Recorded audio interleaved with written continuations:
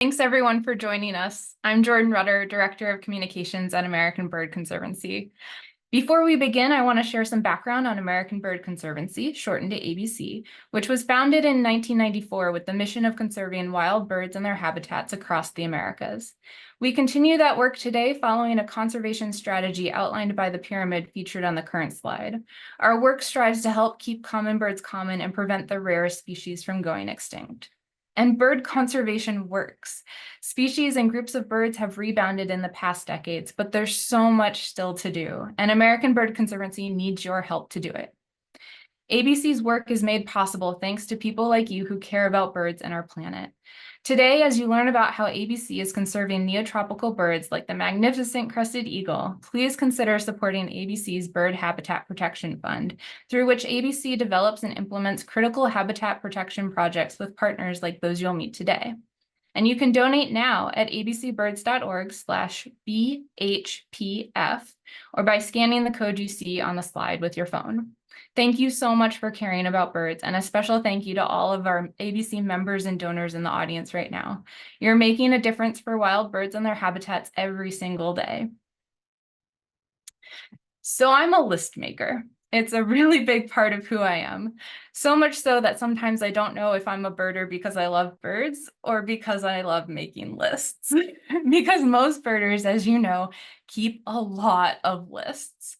There's my life list, the big one, the one that tracks all the birds I've observed in my life. There's my yard list, which I'm really proud of because it's full of all the birds that visit me at my home and benefit from my bird-friendly efforts to attract them to my area. And believe it or not, I even keep a list of birds I observe virtually.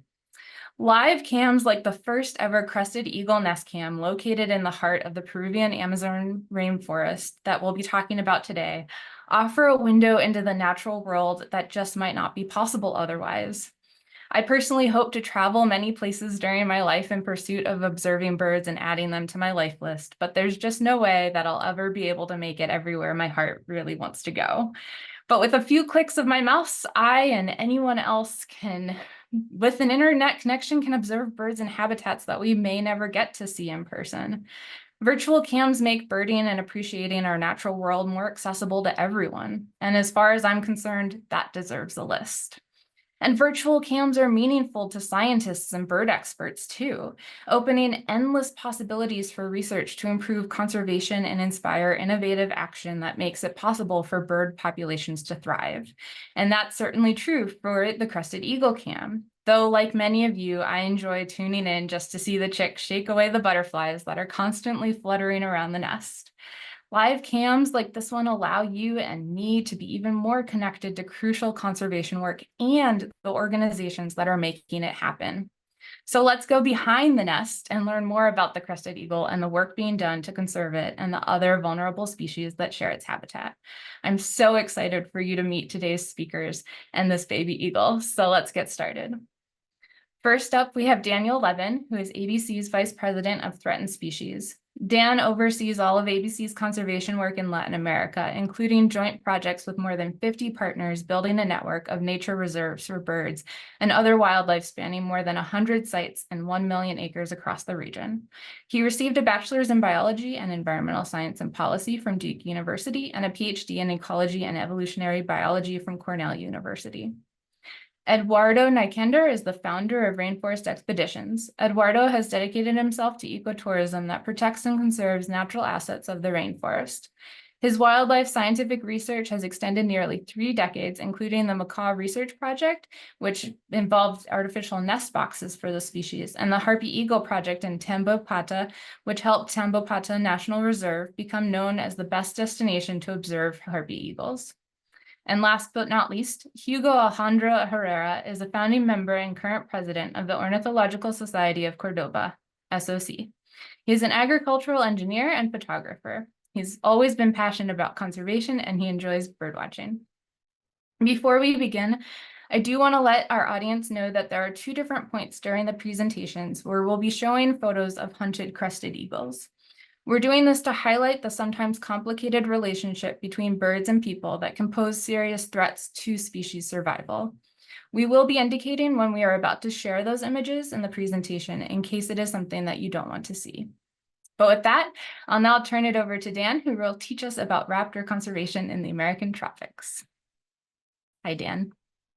Hi, great. Thank you for that introduction. Let me share my screen.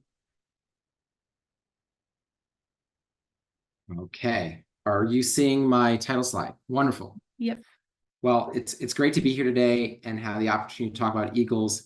Eagles are exciting, large, charismatic birds that hold a symbolic place in human cultures worldwide.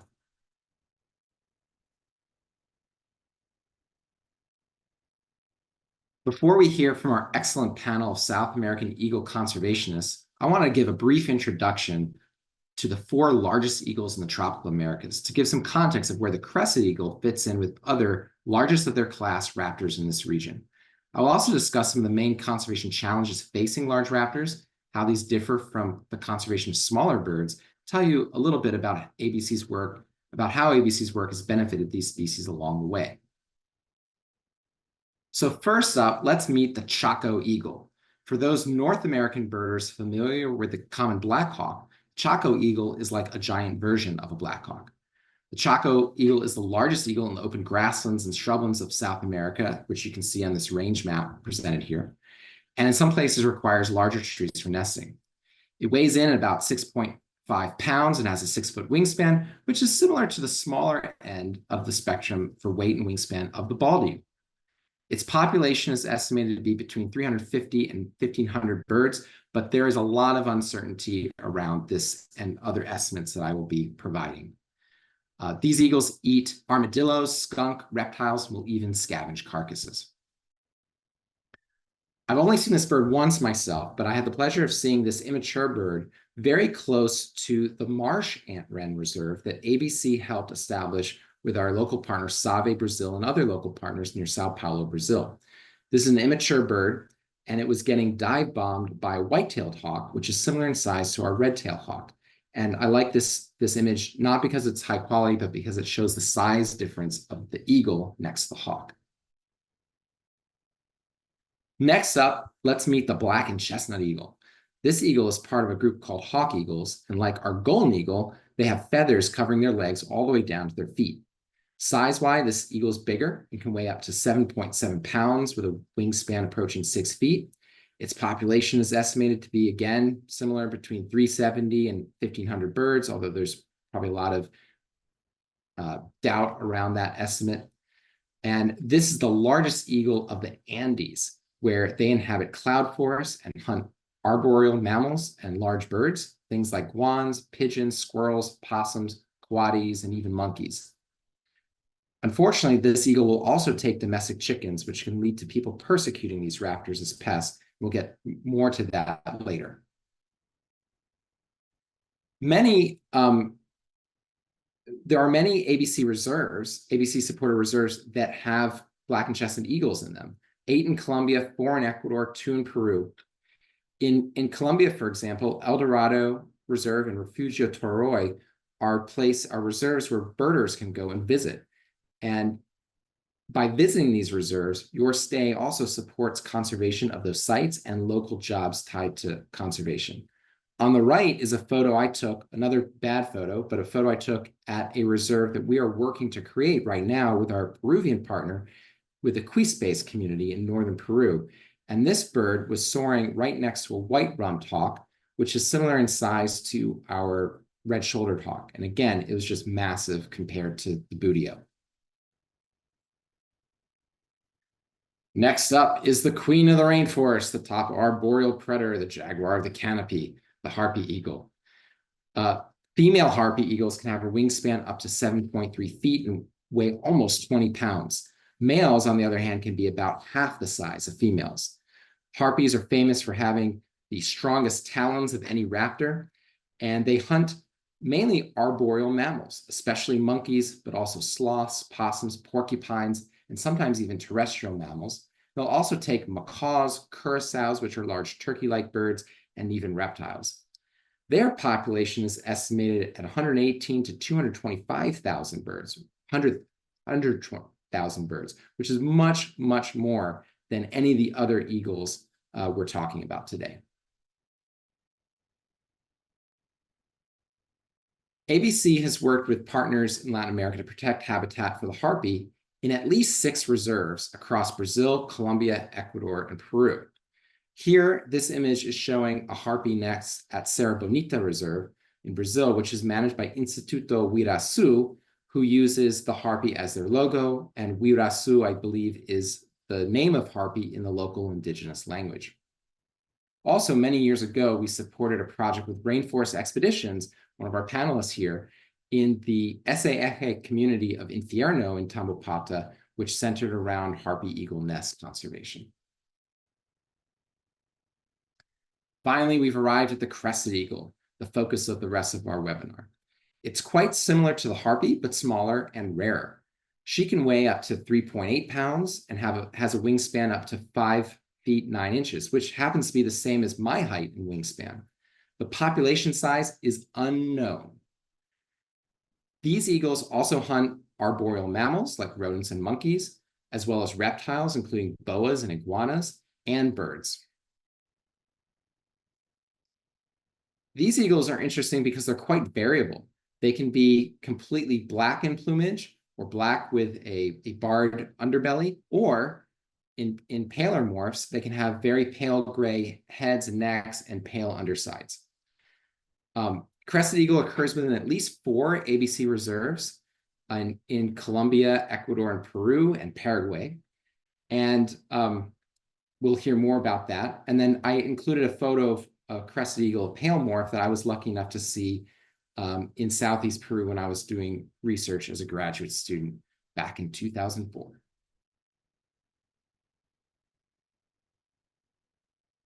Let's talk about conservation of these eagles now. As top predators, these eagles need large home ranges with a healthy prey base and safe nesting sites. This means that other animals they eat are not overhunted, like monkeys in some places, and the largest trees they need for nesting are not removed for timber. Large eagles occur at low densities and tend to have small population sizes despite their large ranges. This means that conserving habitat for eagles is very different for smaller birds that require less area. These eagles need large national parks, indigenous reserves, as well as smaller private reserves in connected landscapes. Most of the protected areas ABC supports are targeting much more range-restricted species of smaller size, yet also provide habitat and connectivity for these wide-ranging raptors. These large eagles will need it all. We also need a culture of coexistence with large predators like these raptors to keep them safe when they are close to people, as protected areas may not always be enough alone to conserve these birds. Eagles are long-lived with slow reproductive rates, so populations recover very slowly from losses of adults. And so here's the warning: what I'm about to show in the next slide does include some images of harpy eagles that have been hunted. So veer away for a moment if you need to. So large adult raptors do face challenges with persecution as predators of livestock like chickens, as shown here with these harpy eagles that were killed as pests, as well as electrocution on power lines and lead contamination from scavenging carcasses that have lead ammunition fragments. But there are solutions to all of these things. For example, perches can be installed above sensitive electrical infrastructure to reduce electrocution risk. ABC advocates for use of copper ammunition over lead bullets in the US. And outreach and education, like some of our panelists do, can help reduce the risk of persecution of eagles by local communities. And beyond that, there's even more hope. We have a partner in Costa Rica called OSA Conservation that dreams of reintroducing harpy one day to the OSA Peninsula, where populations have been extirpated there, but there's good habitat and prey species are rebounding. Okay, that's the end of the sensitive images. So if you were looking away, you can come back. I just want to talk a little bit more about the Bird Habitat Conservation Fund that Jordan mentioned. So ABC uses funds from foundations and individuals to support land conservation. For almost all of these projects, however, we need additional matching funds to cover our own costs and to leverage these larger donations. So the support of viewers like you contributing to this fund is critical in allowing ABC and our partners to accomplish habitat protection for charismatic eagles and less charismatic critically endangered bird species. Thank you so much, and I'm ending with this image of a mural with the black and chestnut eagle at Refugio Tororoy in Colombia, where people can go bird watching and eat a fine meal. Thanks so much, Dan. We'll talk to you again at the Q&A portion at the end of the webinar. Next up, Hugo is going to be sharing the story of Milo and the reserve and community that are helping to protect its species. Hola, Hugo. Hola, Jordan. Hello, Jordan. Hello, everyone.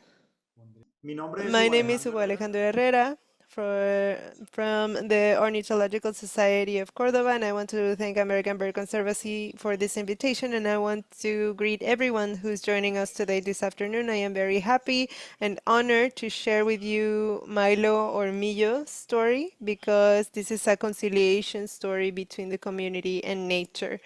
Between Peru, Ecuador, and Colombia, we have a Tumbes Choco Magdalena, which is a hotspot, which is one of the most biodiverse places in the world. And the Córdoba department is at the north. And thanks to the program of American Bird Conservancy and Parque Fundación, we were able to find this enigmatic bird, which has been observed only twice at the beginning of the 20th century, and we know only of 17 individuals that are spread around museums around the world. So this is El Lorito del Sinú. He's started a campaign to find it, and that took us to Cerro Murucucu, which is 84,000 hectares of jungle and questions. And this was isolated for many, many years because of armed conflicts, and we are finally able to have access to it thanks to the work that we have been doing with the communities. We are doing campaigns, and we've even offered money to be able to find more information about the Sinú parrot. And also this allows us to get to know all of the other species that live in the habitat, and that way we have also been able to find other conflicts, like the conflict that they have with raptors. They kill them just because they want to protect other birds like chickens and ducks, which are for feeding the community. So even the rarest birds get killed. So we decided to do something about it, and we started working from education, because that's what we know what to do. So we're not focusing on the only parrot anymore, but we are now also educating about the importance of eagles in the habitat. So that's how we started with the birds of prey project from Colombia. So we're not only talking about the parrots now, but also about the eagles, and we are promoting the search of the nests, because we don't have a lot of information about the species that we could find there. So starting monitoring and identifying the nesting areas was key, so we could have clear data about the behavior of the species at the place. Once, when we were finishing one of our talks, a kid with his grandpa came to us, and he was saying, Grandpa, that eagle in the picture looks like the one we were trying to kill a couple of days ago. So we were very prudent about it, and we asked them where they saw it, and we tried to find it to be able to see what species they were looking at, and they were doing a representation of what they were trying to do when they saw the eagle and they tried to hunt it. We were able to visit the place, and after walking for a long time, at the end of July of 2021, we were able to see a crested eagle juvenile. We were amazed. This is one of the rarest species in the continent and the world. It's so rare that it is calculated from 100 nests of harpy, there is only 10 nests of crested eagle. And this is very strange. This is an amazing opportunity, because in Colombia we hadn't had a register of this species at that place. So now we switched the gun that they were using to hunt with a camera. We were able to get this camera thanks to our sponsors and our partners. And so it is an amazing switch in the type of shooting that they are doing now. In the month of October, in a huge tree. It's at least 50 meters tall. We identify around 35 meters, a bunch of branches where we thought the nest might be. So we were able to get it there, and we placed 3 trap cameras, and we had results at the end of February of 2022 when the eagles finally decided to set a nest, and that provided us with the opportunity to learn more about their behavior, their diet, and how we're going to see in the next video how they reproduce. So this is a very rare moment that we're watching at the time. This is maybe one of the rarest videos capturing this moment in the world. So we are very lucky to be able to share this with you.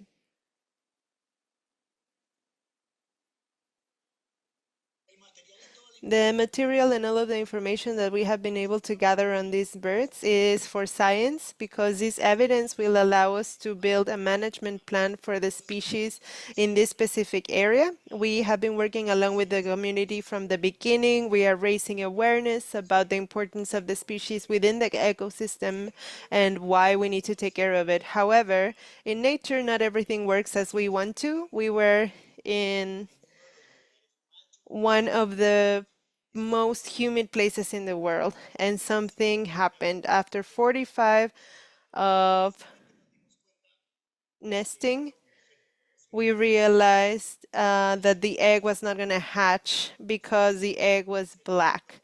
The female realized that that egg was not going to hatch, and she got rid of the egg and destroyed the nest, and they didn't come back for 40 days. We continue to try to find them, and the grandpa of the child that approached us was the one to discover the new nest that they were building, which was a lot higher. This is a tree that is 60 meters tall, so maybe they were trying to find a safer place, because now the nest was at 50 meters of height. And then in January, they laid eggs, and 45 days later, we had Miyu. We named him like that because of the Paramillo National Park, which is very close to where we are. And so we started to see him grow, and his parents were taking very good care of him. And he was growing very strong. In this video, we can see how dedicated the mom is, because she's teaching him how to feed himself. This is a unique moment that we were able to monitor because of the monitoring technology that we have, and we realized that this species' main element in their diet is snakes, and they also feed themselves with toucans and even other raptors.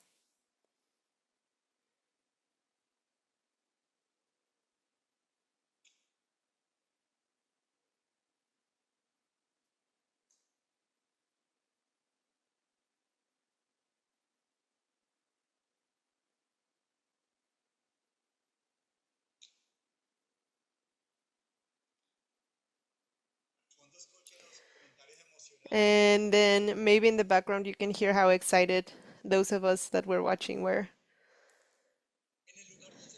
And the place where these couple of crested eagles nested, we are building a natural reserve thanks to the International Union for Nature Conservation from the Netherlands and other donors. And we now can be sure that this area is going to be protected for biodiversity and a safe place to do research. The goal of this reserve is ecotourism, conservation, promoting local communities, and research. We have found 318 species. 11 of them are endangered and 27 of them are migratory species. We have found 37 species of amphibians 42 reptilians, 113 butterfly species, and out of that 113 species is twice as much as the ones that were known by the Córdoba research group. One of them might be new to science. So this is the place where we now have the biggest amount of biology data so far. So we still have a lot to explore. Here are the numbers of the species that we have found and registered. And thank you so much. We will wait for you at La Cristalina, Colombia. You can get to know more about us by going to our website, or you can ask questions using the email that you can see on the screen. We'll now be hearing from Eduardo to learn about the Crested Eagle family in Tambopata and the camera that's giving us all a glimpse into their daily lives. So Eduardo, if you want to get set up. Thank you very much. And I want to explain you that this has been a great adventure. When I contact ABC, they told me, yes, let's try to do something. Wait for 2 days, and then I got an answer saying, let's do it together. So we have never done this before, and the eagle is located around 400 meters from the lodge. It's one of the lodges that gets around 5,000 guests a year, and this eagle decided to nest in one of the main trails, 50 meters from our trail. So we were very happy because it means they don't care about the presence of the people as far as it doesn't represent a danger for them. So that was really, really good. And also the fact that was breeding there, it feels that it's comfortable there. So for us, it's important that every activity we do has to be ecologically friendly and not interrupting the normal behavior of animals. So right now, Rainforest Expeditions is working in 3 places, in Tambopata Research Center, Refugio Amazonas, and Posada Amazonas. We had eagles in Posada Amazonas in the past, like 6 of them, with harpy eagles, and we had 3-time nest of harpy eagles in Refugio Amazonas, but right now is the first crested eagle nest that we have located. So when that happened in April, we decided, let's go and do it. Let's do it online. So it was a huge labor climbing where to do it without scaring the eagles, to put the cameras, how many cameras, how to do the connection, how to do the power, how to do the fiber optic. So it was a run against time because with our advisors, we knew that this eagle grows much faster than the harpy eagle. So finally, we put everything together, and during the weekend, on Monday, it was going to be the launch day, and we had so many problems, even at midnight. No, the broadband is not enough, the internet is collapsing, and all of that. No, so it was like ABC and Rainforest Expedition, we were getting crazy for the Monday. And when Monday came, or when the day of ABC released their newsletter, we had like 40, 50 people at the same time, and the whole system collapsed because it wasn't prepared to distribute the images for so many people. No, we are not social media experts or influencers that do millions of people. So we learned that we have to be more prepared. The process of learning and how to manage the eagle with the tourists, with the camera, with the researchers, so we don't scare them, it was really, really wonderful firsthand, and now we feel more confident. So right now we have here in the Refugio Amazonas around maybe 40 people per day watching the eagle at less than 40 meters. No, and this has been happening for the last month. So we know the eagle is taking food, and we have a big camera, I mean, a big screen in the bar in the lodge where we see each time when the eagle lands with a howler monkey. Here you can see that. You see the tower on the right with a solar panel and a light row. And also on the left, you can see the video live from the nest. So each time the eagle comes with food now, they spend a few seconds and leave. But in the beginning, the females spend some time feeding and everything. And then in the afternoon, our guests go and see the eagle. So the experience of managing a so charismatic and rare bird, well done, calm, and measuring every movement you do is we are harvesting it now because it's bringing more tourists, and right now there are tourists specifically making the decision in 2 weeks to come because they want to see live these rare species. So this is what we do. We manage wildlife. We put wildlife in value through ecotourism, and we believe this is the best tool to do conservation when the flora and the fauna acquires more value through observing, through indirect use. Now, this is a eagle that has no name yet. We have to define the name, that is jumping. And to me, that is the most scary thing, because I have seen 6 nests of harpy eagles that when they start jumping and training the wings, they lose equilibrium and they fall. And in 2 times, 2 of them die, and 1 was big enough to amortiguate the fall and survive. But now each time the bird is flying, practicing, it's like my heart is ready to have a heart attack, but it's part of nature. They need that, no? So here now is doing that. But eventually the eagle is going to be there 2 to 3 months because the parents will bring the food to the nest and leave, and the eagle will come and feed in the nest. So we are going to have this baby for the next 2 or 3 months. So this has been able to be done just because of the team of ABC and Rainforest Expeditions. And I think right now, Rocio is going to put a little bit of the live stream of the eagle.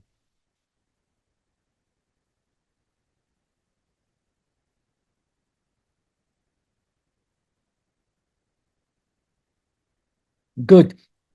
Now it's not behind the trunk. A while ago, when we were practicing, you just were able to see 2 feathers from the right wing, and we said, no, we are doing all of this, and he or she is hiding behind the tree. But if you can see, it's sunny and is in the shadow, no, because it's very hot there. So the eagle keeps moving, jumping, moving around. The nest is not too big. The nest is at least 1/3 of a harpy eagle nest. A harpy eagle nest can be 3 to 4 meters diameter.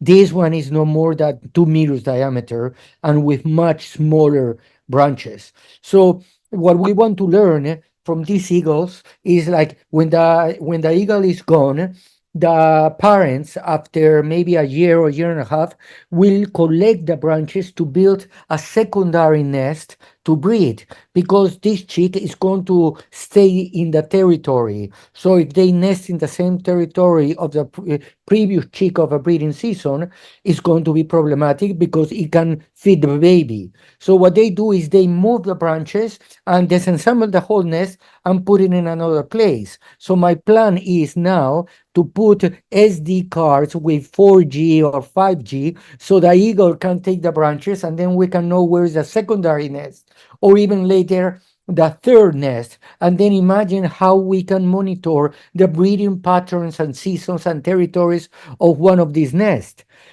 300 meters from this nest, we have a harpy eagle nest that had 6 breeding seasons, and we are planning now with technology to do the same, and how these eagles are overlapping territory. No, so it's going to be very interesting to do that in the future. And another thing we had discovered is that you rebuild a nest in an old tree that has been used, the eagles will come back.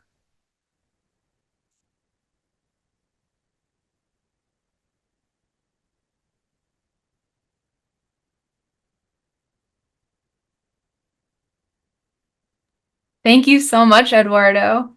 I'd love to welcome all of our panelists back on video, and we'll keep the live stream up because we can't beat this chick. That's for sure. I know you all want to keep knowing what it's up to. But Eduardo, since you were just telling us this incredible story, can you tell us more? Can you tell us when was this nest started? Yes. When did you first discover the nest and the eggs and the chicks? When did it hatch? Okay, we discovered the nest around April, and all the company got in panic attack because it was so near the lodge, 50 meters from the main trail, because it's a trail that goes to a mammoth clay lake to another harpy eagle nest. And we decided, what are we going to do? We cannot do anything that is going to jeopardize this. So we established 100 meters diameter or radius that tourists cannot go. So we have to divert the trails to try to see what is happening. Then we hire one of our researchers to go and see every day what was happening. And then one day we saw a little head showing, and we said, okay, perfect, there's a chick there. So now we talk with our advisors, which is Renzo Piana and also Mark Bowler, that has been both working with harpy eagles with us, to say what to do, what we can do. And then they said, look, you have to be far enough not to perturb them, because they also didn't know much about that. So then what we did first is we had Hugo Cliff, an English volunteer that has been working with us and climbs trees. And he started climbing trees a little bit far to see how the chick and the parents react. And then the next day, climb another tree until we were like 25 meters. And he was just hanging from a tree.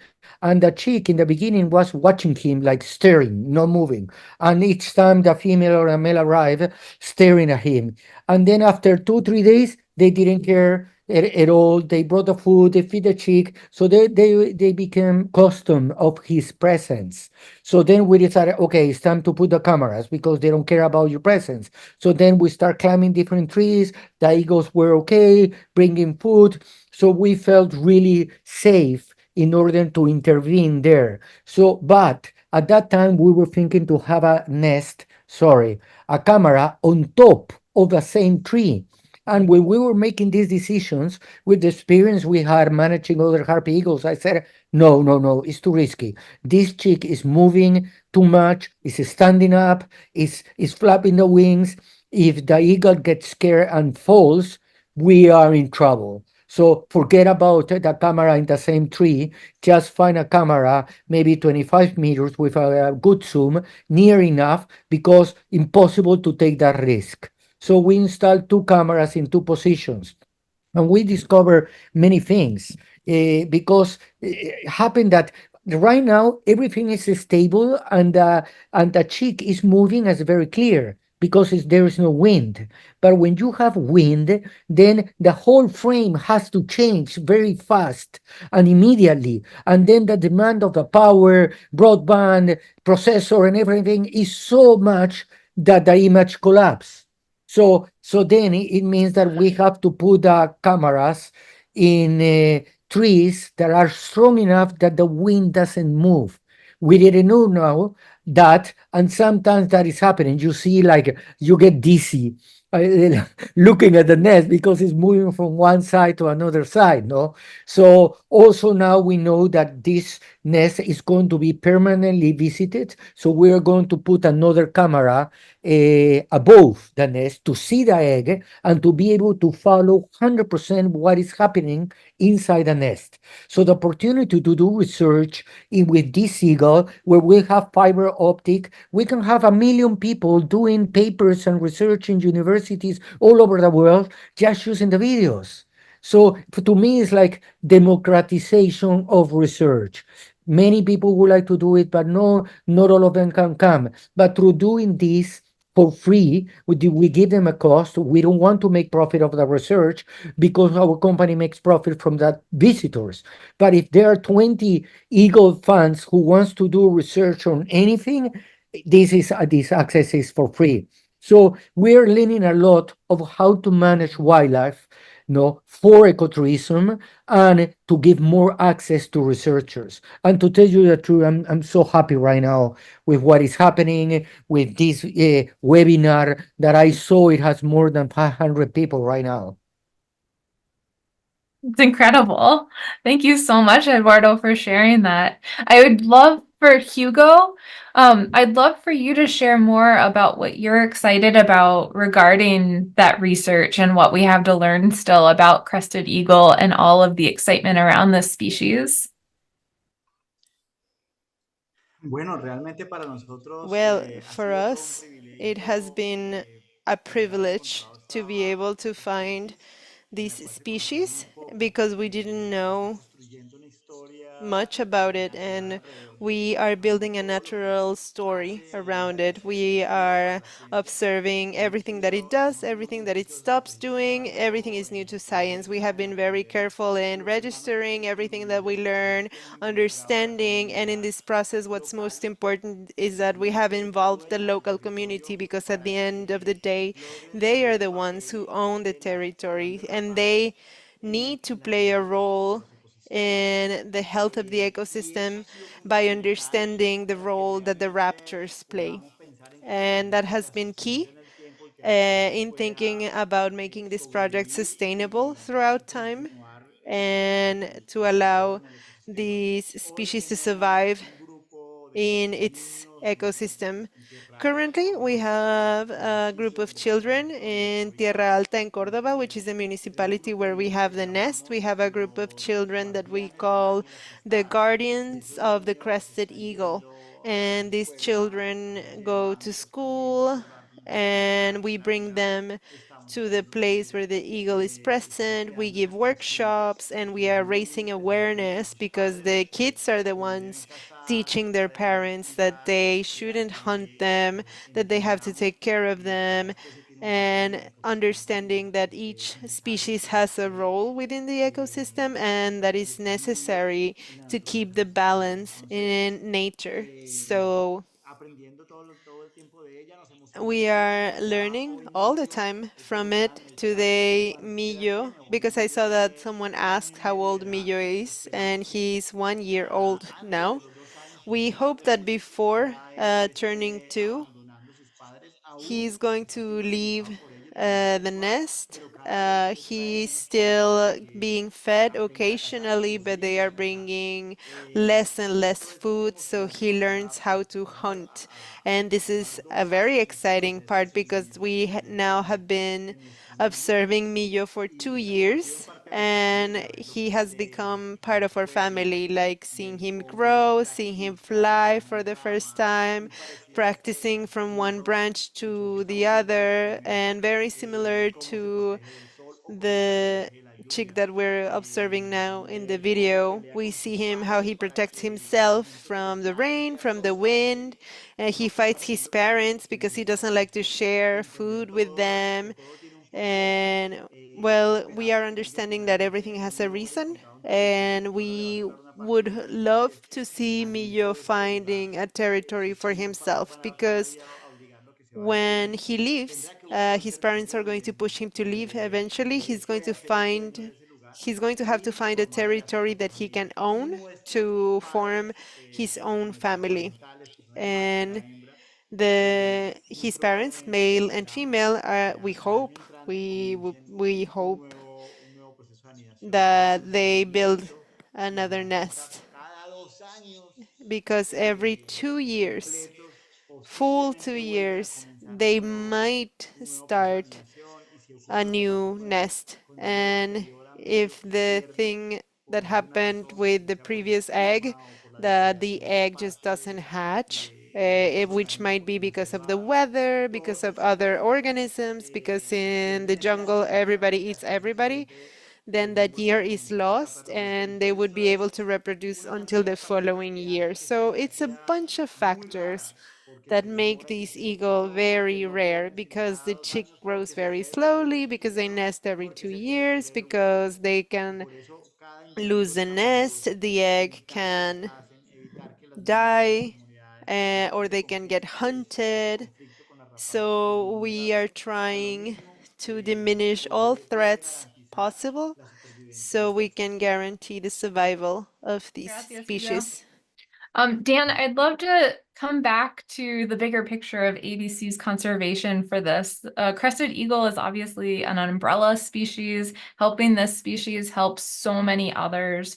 Can you speak a little bit more about why ABC is investing in this CAM in this area and why all of our donors and supporters should be excited about the impact of this work? Sure, thank you. Well, I think it's sometimes really hard to capture the attention of the public. And this eagle does that, and it does it well.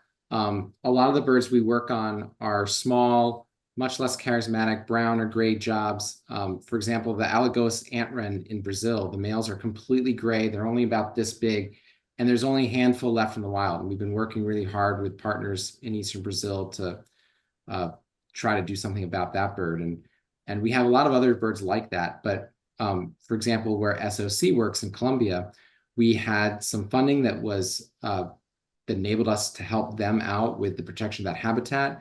And there are many more birds, not just the crested eagle, that are important for conservation in the lands that they are protecting.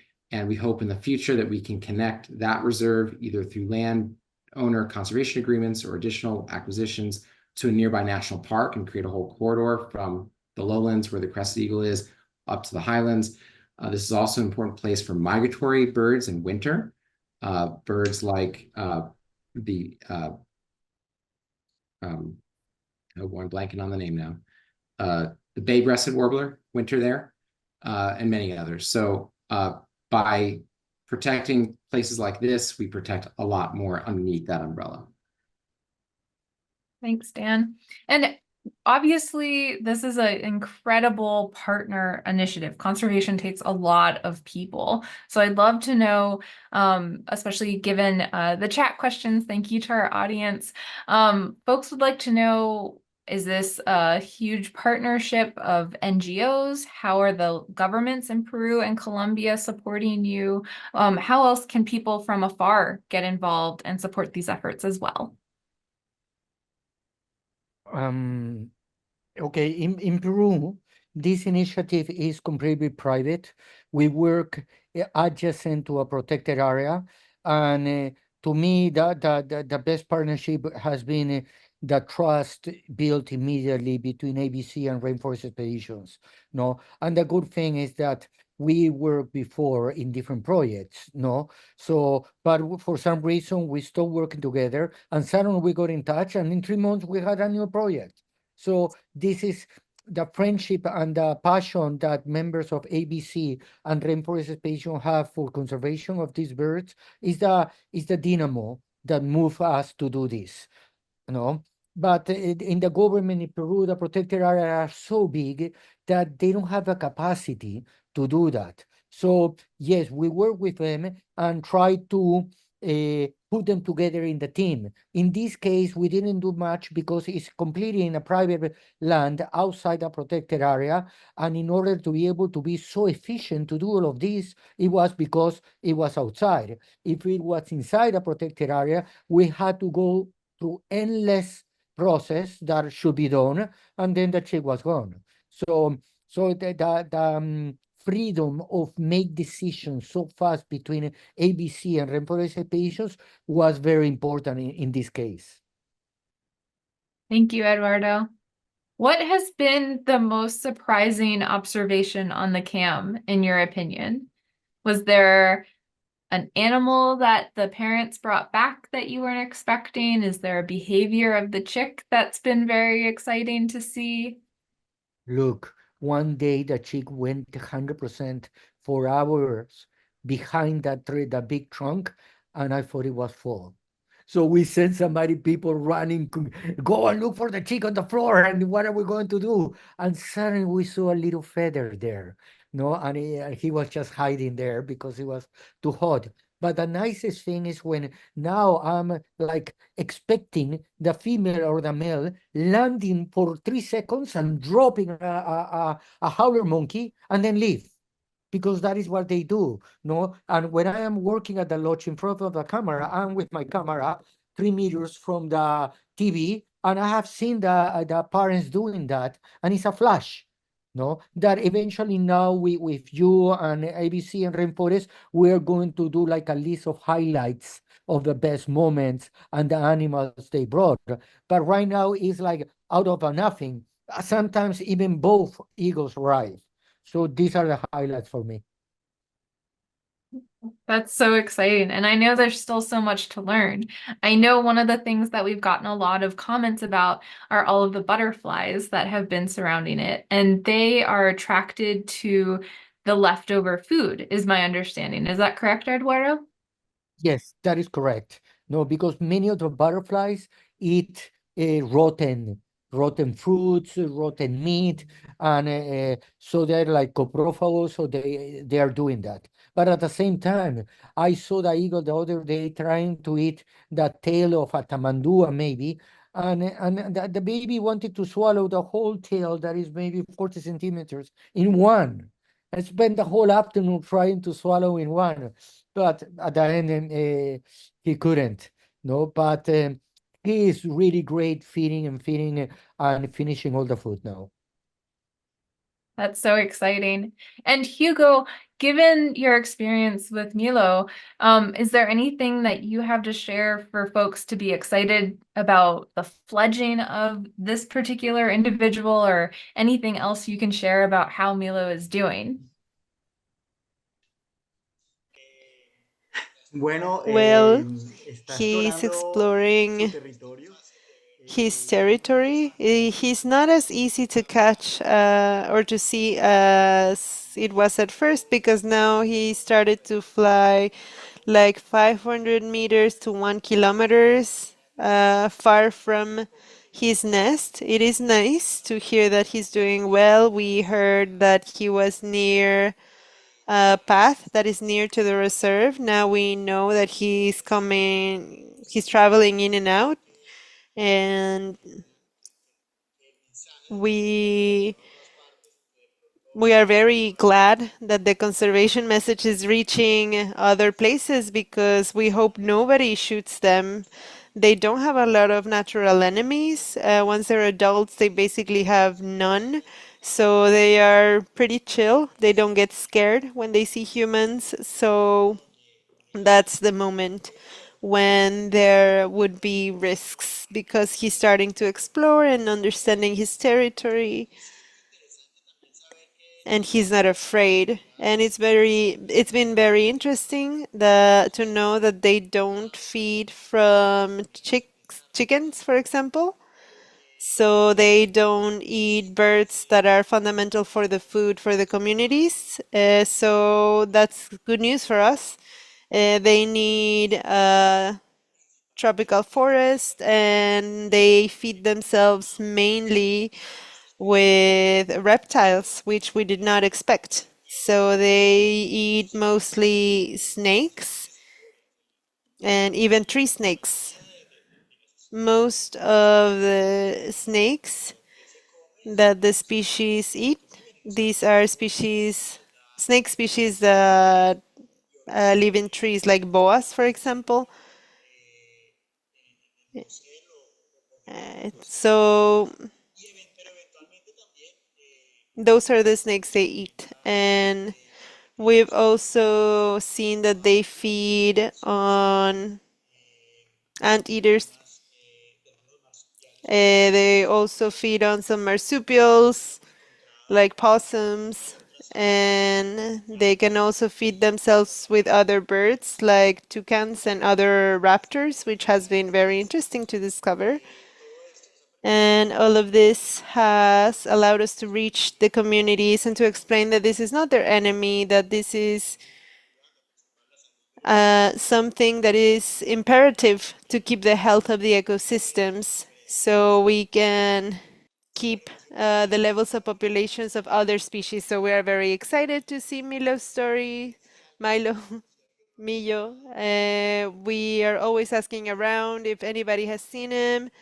Last week, we heard news from him, so we are just very happy to see him grow. Gracias, Look, Hugo. our chick is doing the behavior when the mother is near with food, or the parents. No, it's like doing the thing. Okay, bring it, moving the wings. So I don't know if it is going to happen. It's so exciting. And unfortunately, our time is flying by, but hopefully that means more viewing time for the live cam soon. So we're going to ask one more question of all of our panelists. Again, just so folks can get over to the live cam and enjoy it more fully. We'll go in order of the speakers. And the question is, what is one thing you hope folks take away from this webinar and share with a friend? So Dan, I'd love for you to go first. I hope people share the joy of this experience and get their friends involved with American Bird Conservancy. If you are so inclined, please do make a donation to the Bird Habitat Protection Fund. I think if this bird could speak English, it would be saying, please help birds like me and help partners like Rainforest Expeditions and SOC.